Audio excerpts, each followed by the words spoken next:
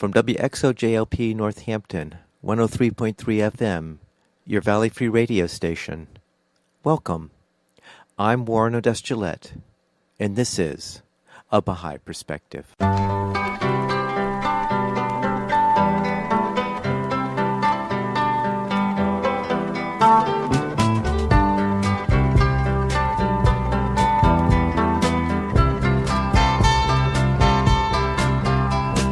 Welcome to A Baha'i Perspective. I recorded an interview with Alan Manifold on June 25th, 2018. Alan is a musician, choral composer, and author of the mystery novel, Consulting Detective. Alan explains that since college, his intention was to become a writer, and he was an avid reader of science fiction and mystery novels. So it seemed natural to him that he would eventually put these two together to produce his first mystery novel. Alan explains the significance of the book title and shares an excerpt from the novel in the interview. I started the interview by asking Alan where he grew up and what was religious life like growing up. I grew up in Indiana in the United States. My father was a Methodist minister, and Methodist ministers tend to move around fairly often. So we moved about every 3 or 4 years as I was growing up. I don't feel like I have a specific hometown, but I have definitely Indiana. We lived in, I don't know, maybe 6 or 8 cities by the time I was ready to go off to college. And since my father was a minister, our religious life centered around the Methodist Church wherever we were. We were basically forced, I'm one of 5 children, and all of us were basically forced to go to church every week. But I don't know that we felt it that way. We felt that it was a nice thing. We had a lot of friends in the church and enjoyed our time there, more so in Sunday school probably than in the main church. But it was part of our life, just a natural part of life, and we never would have thought about it as being something unusual or painful or whatever. If it wasn't really something that spoke to you, normally teenage years can be sort of rebellious years. I was just curious, at what point did you strike out on your own? I continued to be very involved in the church all the way through my high school years. So up until I guess I was about 17, I went to church every week, and we had MYF, we called it Methodist Youth Fellowship, that I was involved in as a participant and a leader for my high school years, and just really considered myself as a real true member of the church. That changed, I guess, a bit when I went off to college. It wasn't a long way off. I think we were about an hour and a half, an hour, something like that, away from home, but it was far enough, and living in a different kind of environment. I was living in the residence hall, that things changed. What I felt when I first arrived at college was that I was a Christian. I could not have identified what made being a Methodist different from being a Presbyterian or an Episcopalian or whatever, but I was definitely a Christian. I tried going to the service that they had on campus. It was a Quaker college, so I went to a meeting, and I just found it not at all fulfilling. So I didn't go back, but I continued to consider myself a Christian and did that throughout my freshman year. I can't say I was a particularly good Christian. I mean, I was a good boy or whatever, but I wasn't terribly involved in anything or praying every day, or I didn't have any spiritual habits, but I did consider myself a Christian. Then I guess during my sophomore year, I began to find out more about the Baha'i faith. There was a good friend of mine from my hometown who roomed with a Baha'i the second year on the same hall that I was. So the Baha'is all came, all the ones on campus, which wasn't a lot, but they all came to their room every night for evening prayers at 11. and they would have short prayer time, and then they would come over to our room usually, because my room was sort of the social room of the hall, and people would come over and just chat, and we'd study together, and sometimes play music or whatever. A lot of studying, but some social time as well. I was not the least bit interested in what they had to say about the Baha'i faith, just because it seemed outlandish to me, and I didn't have anything that hooked me in. But at one point, somebody told me the story of the martyrdom of the Bab, who was the forerunner of Baha'u'llah, the founder of the Baha'i faith. The Bab was tried by a religious court in Iran and was hung up in front of a vast multitude, and a firing squad of 750 rifles fired, and the Bab was not hurt. I thought, well, people talk about miracles. That's just something else that people talk about. But what really got me for some reason was that they said this was reported in the newspapers. I was like, newspapers? Somehow the idea that this was not just a few people off in the wilderness somewhere who witnessed a miracle, but 10 or 20,000 people who witnessed this miracle, and it was published in the newspapers that this happened. It just really touched me. Like right then I thought, oh, so this must be true. From then on, it was just a matter of my finding out more about what the Baha'i faith was really about, because I didn't know very much. But I guess I sort of immediately identified, well, it has to be right. How could this happen otherwise? It's been a journey from there, but that was my first touch of moving into the Baha'i faith. So what time in history are you referring to when the Bab was martyred? This happened in 1850 in the city of Tabriz.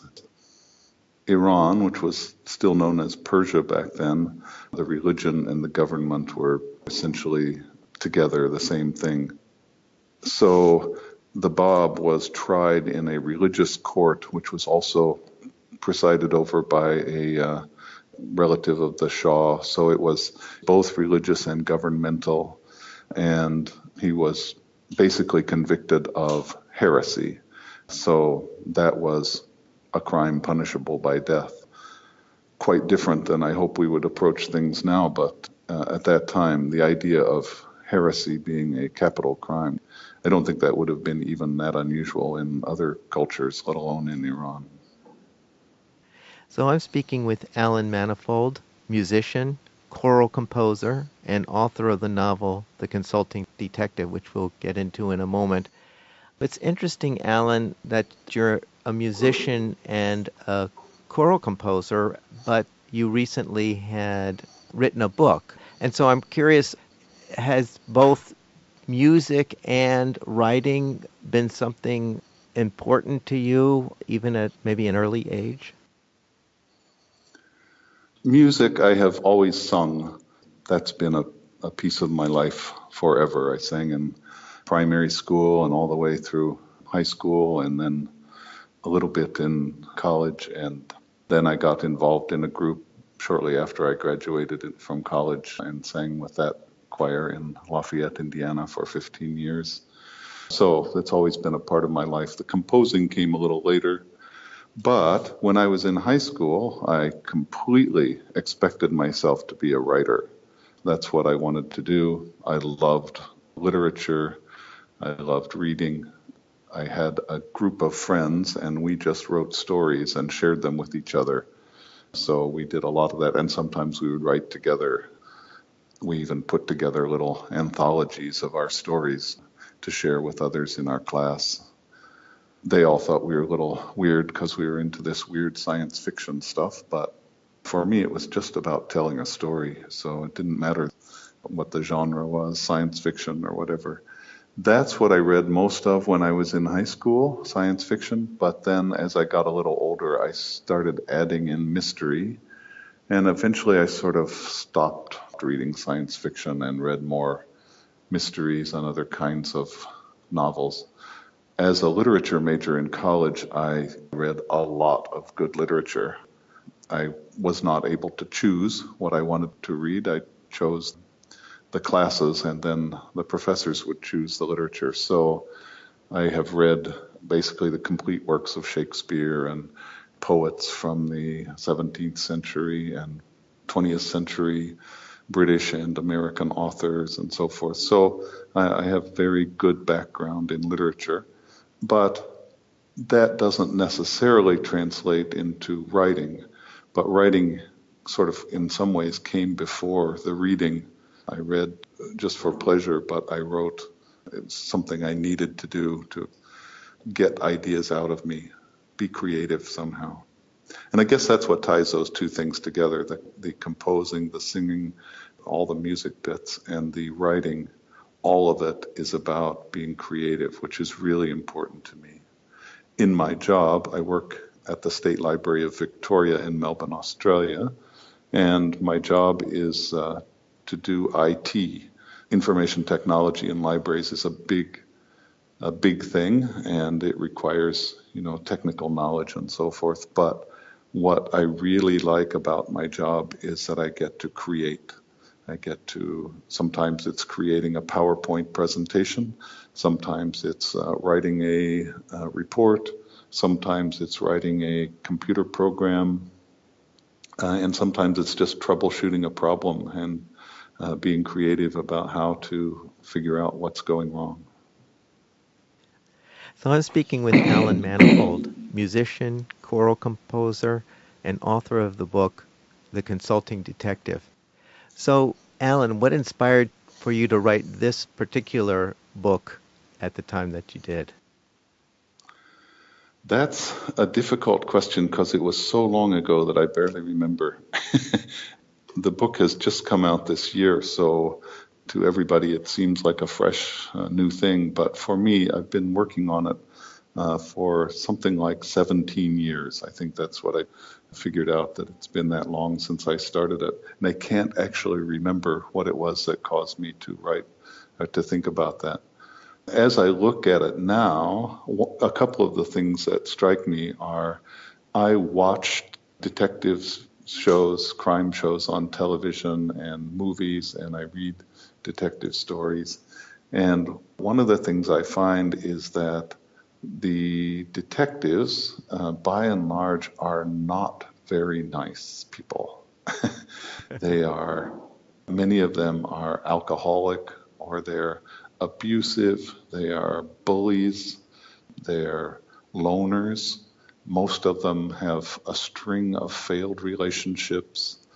Sometimes when they deal with suspects or even witnesses, they are just very mean. They try to push them and they don't treat them with respect and so forth. So all of that makes it feel like, well, who would ever want to be a detective, and how would anybody ever choose to go into a profession where the people are so nasty?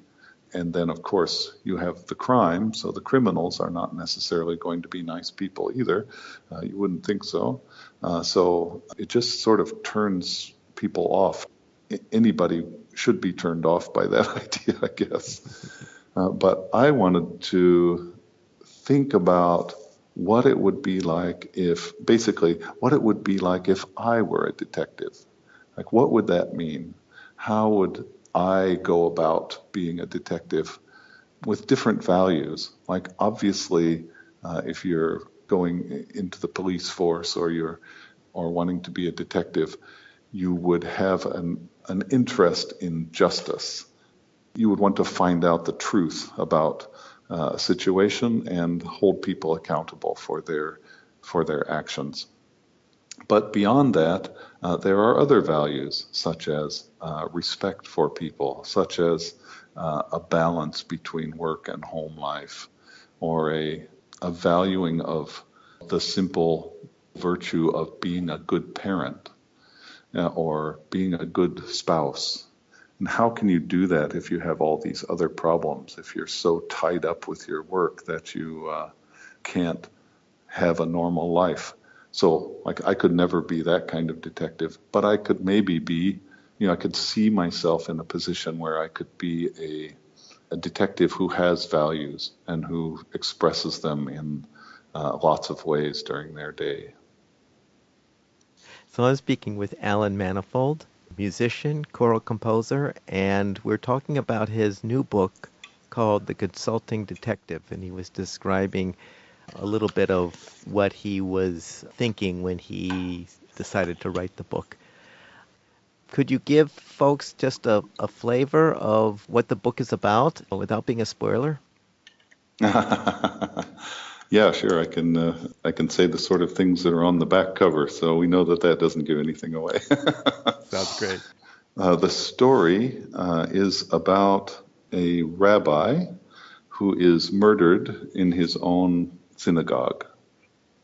There are anti-Jewish, anti-Semitic slogans that have been spray painted on the walls of the synagogue as well. So the immediate implication is that this is some kind of hate crime, and either somebody came to vandalize the synagogue and ended up with murder, or somebody came to murder the rabbi and included vandalizing in order to make an extra statement about their feelings about Jewish people. But there are some inconsistencies about that. The detective, Mehdi Montgomery, doesn't like to just say, oh, well, looks like that, so I'm going to leave it that. He needs to go a little further and find out whether there's any other possibilities in this particular crime. So he starts from there. You said that you wrote the book from the perspective of, well, what would I do, or how would I be a detective with my values? Did you also hold any other well-known fictional detectives in mind as you were writing? One comes to mind. Columbo was a very humble, sort of self-effacing detective, and he always came off as somebody who people just underestimated him because of his humility and his self-effacement. I don't know if you had other fictional detectives in mind in addition to yourself. Not that you were a fictional detective. The only way I'm a detective is in fiction. So That's true. not really with that. I mean, not that closely where I would say, have looked at a particular detective. I have read and seen lots of detectives, and so they all come, all of their techniques and their thoughts and their behaviors come to my mind when I'm writing, but no one in particular, I would say. I guess there's two aspects to Mehdi Montgomery's behavior or character or actions in this book. One set is that he is a detective. So he's asking questions, he is looking at the evidence, he is, trying to sort things out to make sense of what could be clues, what could be motives, and so forth. So all of those things are part of his detective side. And then there's another side of him, which is his personal side, which also includes his being a Baha'i.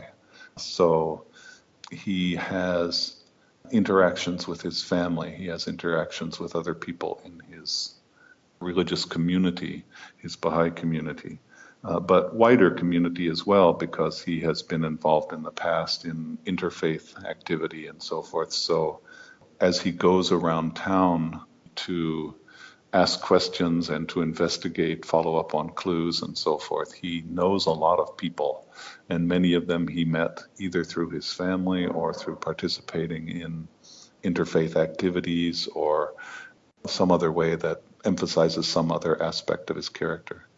And then there's a few places where these two parts of him come together.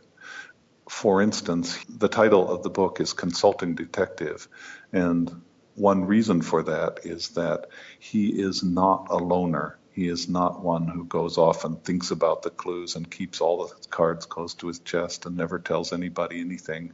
He likes to gather together other police who are involved in the in the investigation and just sit down and go over the facts with them together, and all of them try to arrive at the truth, try to figure out what it is that is actually going on in this particular situation. So he has these meetings for consulting. And he even does this in the book. He does it with a group of witnesses, people that he doesn't think may or may not be involved in the crime, but he doesn't think so.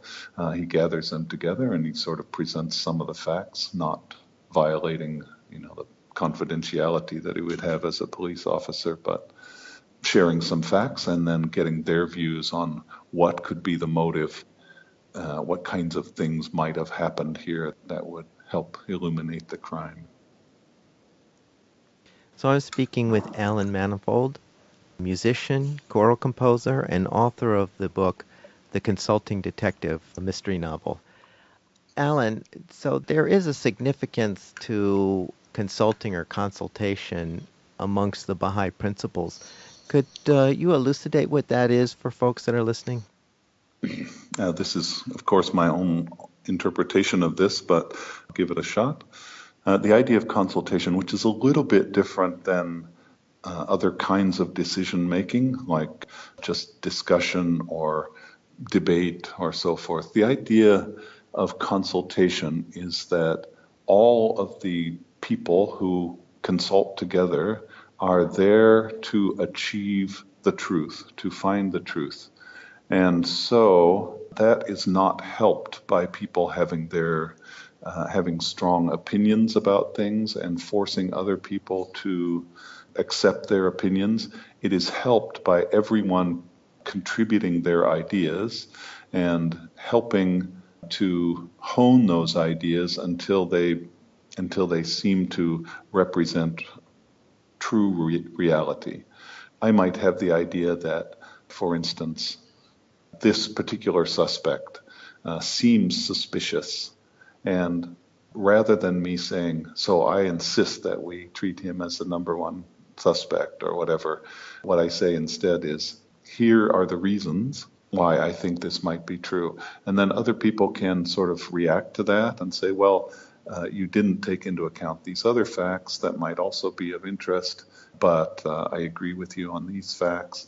And basically everybody contributes their ideas, puts them on the table, and then everybody works together to try to shape what seems to be the best reflection of truth, without adhering to their own opinions or their own preconceived ideas. I'm speaking with Alan Manifold, a musician, choral composer, and author of the mystery The Consulting Detective, which we are talking about. Alan, do you have an excerpt that you could read for us? I do, actually. I have a little passage. This is from, the book is laid out in days, so it takes about a week to do this processing. So this is from day one of the investigation. And the body of the rabbi has been discovered, but they don't know much yet. So one of the first steps is to find out more about the victim. So this is a passage from there. Mehdi made a call to Sam Schlebaum, the president of Congregation Beth Shalom, and made arrangements to meet him at the synagogue. The building had been sealed after the rabbi's body had been removed, but there was no current police activity. Mehdi went out the back door of the police department and got into his blue Mini Cooper S, the model with a Union Jack painted on the roof. He arrived first at the synagogue and used the key the police had borrowed to let himself in. He had another opportunity to see the spray-painted graffiti before the congregation president arrived. After just a few minutes, an elderly gentleman entered the building. Sam Schlebaum looked good for 87, but he walked slowly and deliberately. He removed his coat and held it over his arm. He did not remove his hat. He wore a brown pinstriped suit that looked a few years out of date, but in good shape. The ensemble included a maroon tie with a full Windsor knot that made the tie hang a little short. Schlebaum's face was heavily wrinkled and his hair was white. "Ah, Mr. Schlebaum," Mehdi offered his hand to the man. "I'm afraid your name has slipped my mind, young man," said Samuel Schliebam. "The memory is none too good these days, I'm sorry to say." "Mehdi Montgomery," the detective said. "Oh, of course. You're with the local Baha'i community, aren't you?" "That's right. We met at an interfaith service 5 or 6 years ago down at the park." "I remember. That was a lovely service. Weren't you the organizer?" "I was one of them," Mehdi replied modestly. "There was a whole committee, of course. It's more than one person could do." "I'd say your memory is working just fine, Mr. Schliebam." The older man grinned. "Well, I guess I haven't lost it all yet." "I appreciate your agreeing to meet me here," Mehdi said. "I've been wanting to have a chance to talk to whomever was running the investigation," Schliebam replied. "I'm glad to find that it's you. Would you like to go to the office and sit and talk?"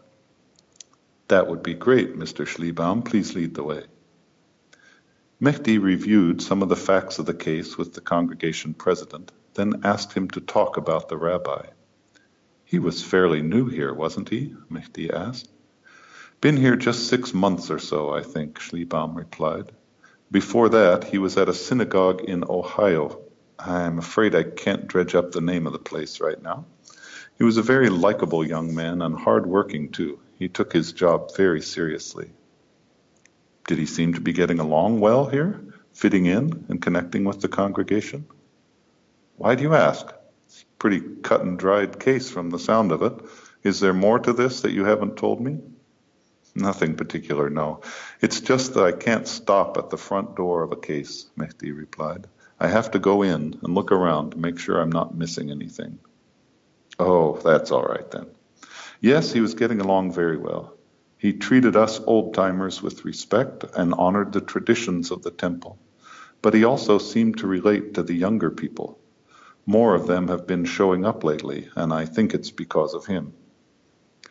"This is sort of a side issue," Montgomery said, "but can you clarify for me the relationship between the terms congregation, synagogue, and temple? I thought I remembered that the term temple was reserved for the ancient one in Jerusalem." "That's true for the Orthodox congregations. They'll call themselves a congregation and generally call their place of worship a shul, and they don't use the term temple at all. The Reform Jews usually call their places temples.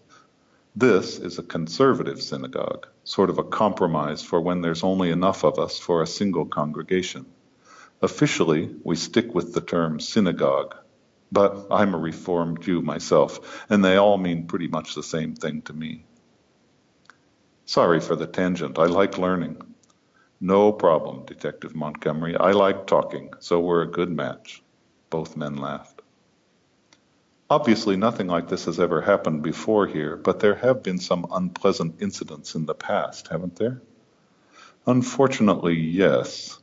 Over the last 2 years, we've had, I think, 3 different attacks by vandals. In each case, they spray painted their garbage on the front of the building or the doors." "I hate to make you repeat the words, but I think it would help me to know what was written." Mr. Schliebam sighed. "I've heard this garbage all my life, son. I don't have any problem repeating it. Once they wrote, 'Hitler was right,' and once it was, 'Death to Jewish pigs.' The third time there were no words, only swastikas. One of them was even carved into the door that time. Luckily, it wasn't very deep and it could be repaired fairly easily. Had to stain the doors a lot darker, though, to hide it." "I'm so sorry, Mr. Schliebam," Mitty said. "It makes me sad that anyone in this community would be so sick that they would do that kind of thing." "Jews are used to persecution, son. We've grown tough. But it's hard to see a nice young man like Rabbi Clemmy lost. It'll be a blow to the congregation, make no mistake." I want to go get the book now. Yeah. Oh, good. Where can folks find your book? It's available from Amazon and most online booksellers, I think. It's also available from the Baha'i bookstore in the US and Baha'i bookstore in Australia and elsewhere. Amazon is probably the easiest, and it's available as both an ebook or as a physical book. So either way, people like it. I'm talking with Alan Manifold, musician, choral composer, and author of the mystery novel The Consulting Detective, which he had just read an excerpt from. You know, Alan, I forgot to ask you a question back when you were talking about how you had become a Baha'i. And I was just curious, since your father was a Christian minister, I was wondering how he felt about you becoming a Baha'i. He and my mother both were very hands off for our beliefs. Like they were hands-on parents, of course, and took good care of us, but they did not want to dictate our belief system. And so when I told him I was a Baha'i, that I had become a Baha'i, I gave him a copy of an introductory Baha'i book so that if he was interested, he could read a bit more. And I gave copies to all my brothers and others as well. But of all of those people, as far as I know, he is the only one that actually read it. And it was my feeling at the time that he was trying to determine whether it was something he should worry about, whether I was involved in some kind of a cult or something, because he didn't know anything about it. And after reading that, I think he found that it was not in any way a cult, so he didn't have to worry about it and could just be relaxed about it. And from then on, through the rest of his life, he would ask me from time to time questions like, so what activities are you involved in, and how are things going with the Baha'is in Iran, which he knew that there was ongoing persecution of members of the Baha'i faith in Iran. So he would be open to that kind of question. It's a very funny story. One time I was at home and I was living with them. I was giving a talk in a park, and I invited my father to come along. I was going to sing some songs I had written and give a talk, and I thought he might be interested, and he agreed to come along, listen to my talk and my music and so forth. And then it was in a park, so we had some kind of refreshments, maybe lunch, I can't remember. And he went off, one of the other Baha'is cornered him, I guess, and asked him that same question. How do you feel about Alan becoming a Baha'i? And he said, well, the two of them, my mother and my father, had always encouraged us to find our own ways, and that we made some decisions that he wouldn't necessarily have made, but that they could be supportive of whatever those decisions might be. He said, so I have one son who is divorced and another one who is gay, and Alan is a Baha'i. So, so I sort of, once I heard this story later, I found out what group I was in. Right. So I'm speaking with Alan Manifold, a musician, choral composer, and author of the mystery novel The Consulting Detective. And we were just talking about what his parents' reaction was to when he became a Baha'i. Are you thinking about writing another book? I actually have begun a sequel to Consulting Detective. One of the things that scares me a little bit about writing a detective novel is that I am not a detective. I have never been involved in police work, and I don't know valid procedures and so forth. I think one can learn a lot from a skeptical viewing of television shows and novels and so forth, but you have to assume that even what these sources give you is not necessarily accurate way of portraying police work. So I'm a little afraid, and even with this book, I was a little afraid of stepping too far into very technical kind of exploration of the details of police work. So in a sequel, what I decided to do sort of combines a couple of things of interest to me. Just 5.5 years ago, my wife and I were able to move from the United States to Australia, where we've been living ever since, and we are now Australian citizens and plan to live here the rest of our days. So I thought it would be interesting to take my detective, Mehdi Montgomery, and bring him to Australia. In Australia, presumably he would be a trained police officer, but with absolutely no authority. So he has the same skills that he has in the US, but he would not be following normal police procedure because he would not be a police officer here. So the sequel is sort of thinking about how he would approach investigating something without stepping on the toes of the police, without getting involved with anything that would require him to have authority and so forth, but allow him to work on an interesting crime. So that's the current premise. We'll see how that goes. I'm not too far along in it yet, so I have a ways to go before we find out whether that's all going to work. Well, Alan, thank you so much for sharing with us the story of the consulting detective. No, you're very welcome. It's a pleasure to talk to you. I hope you enjoyed that interview with Alan Manifold, musician, choral composer, and author of the mystery novel Consulting Detective. You can find his book at BahaiBookstore.com. You can find this interview and other interviews at abahaiperspective.com and on the YouTube channel A Baha'i Perspective. You can also subscribe to the podcast on iTunes by searching for A Baha'i Perspective.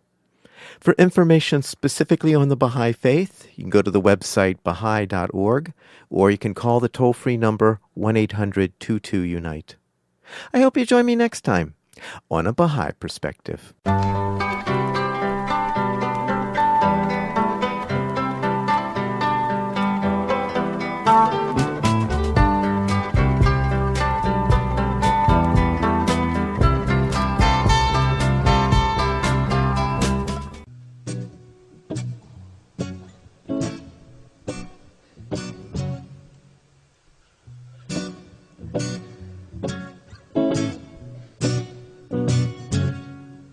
Oh Lord, make me a hollow reed. Oh Lord, make me a hollow reed. Oh Lord, make me a hollow reed. Oh Lord, make me a hollow reed. Oh Lord, make me a hollow reed. Oh Lord, make me a hollow reed, from which the pit of sound hath been blown, from which the pit of sound has been blown, that I may become a clear channel, for that I may become a clear channel, through which thy love, thy love, thy love may flow to others. Thy love, thy love, thy love may flow to others.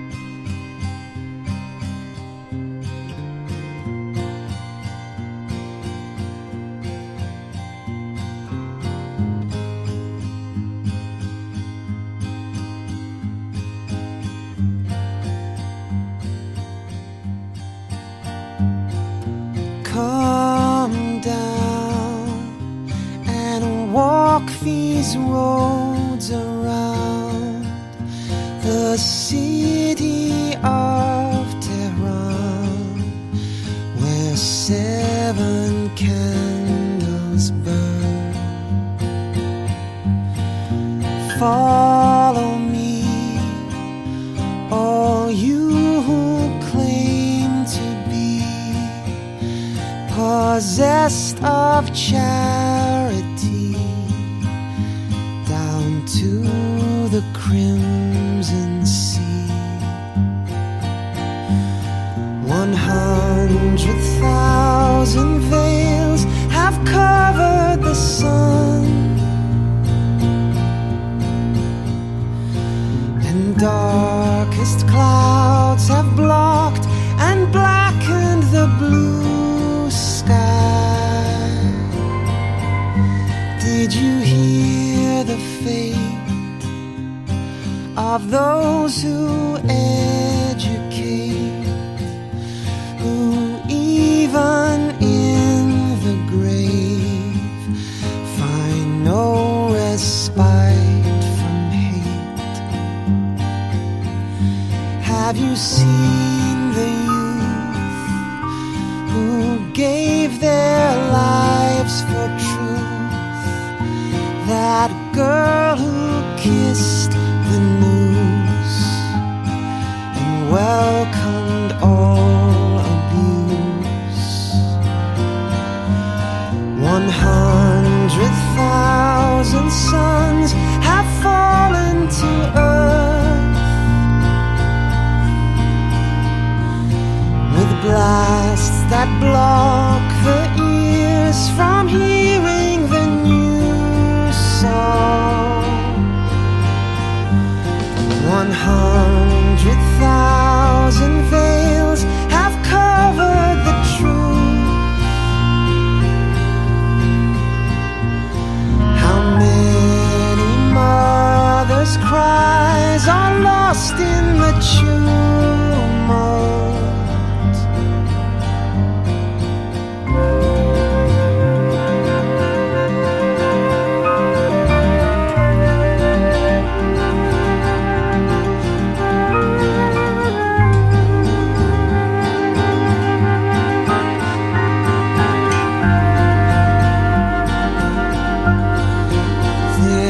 No war to fight, you have no sacred right, no holy book to cite, to make these wrongs seem right. Does it so offend to want this world to mend, to walk in hope to the end, and see each man a friend? Come down and walk these roads around the cities of Iran, which boast so much to man.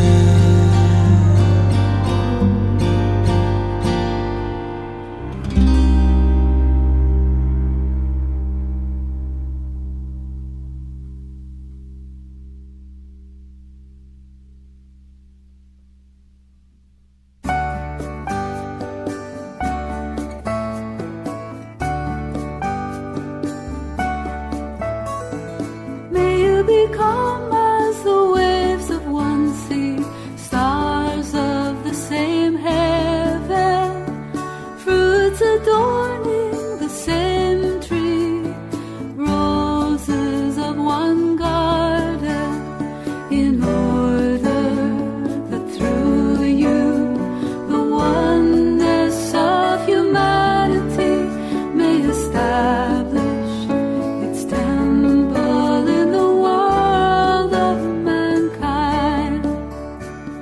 May you become as the waves of one sea, stars of the same heaven, fruits adorning the same tree,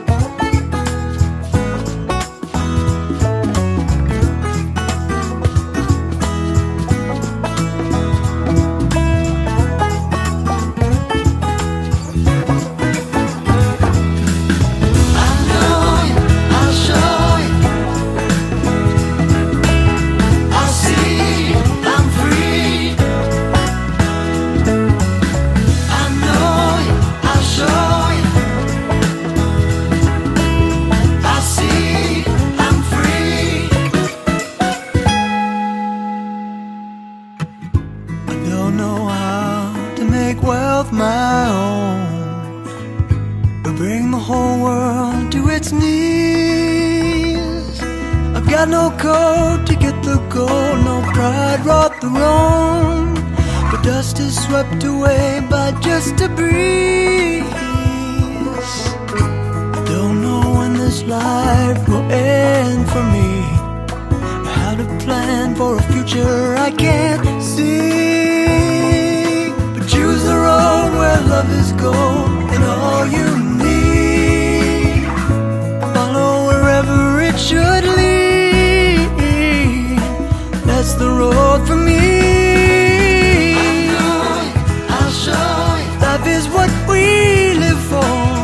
I'll see, I'm free. Lose yourself and breathe on. I know it, I'll show you. Love is what we give for. I see, I'm free.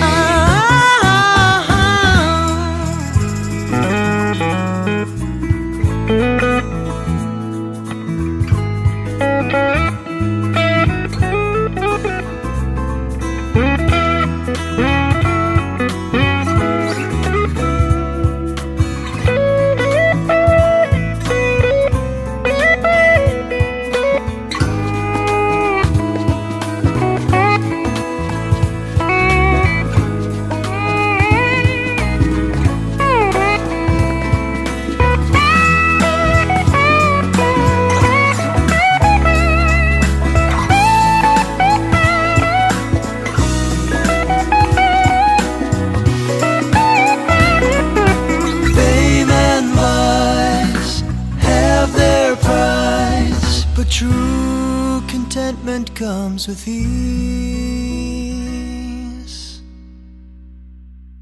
I'll never know what it's like to wear a crown, have my people bow to me. In the end, your deeds ascend and gold just weighs you down. Forget the world and let it be. Set your spirit free. I know it, I'll show it. Life is what we live for. I'll see, I'm free. Lose yourself and breathe on. I know it, I'll show it. Love is what we give for. I see, I'm free. I know it, I'll show it.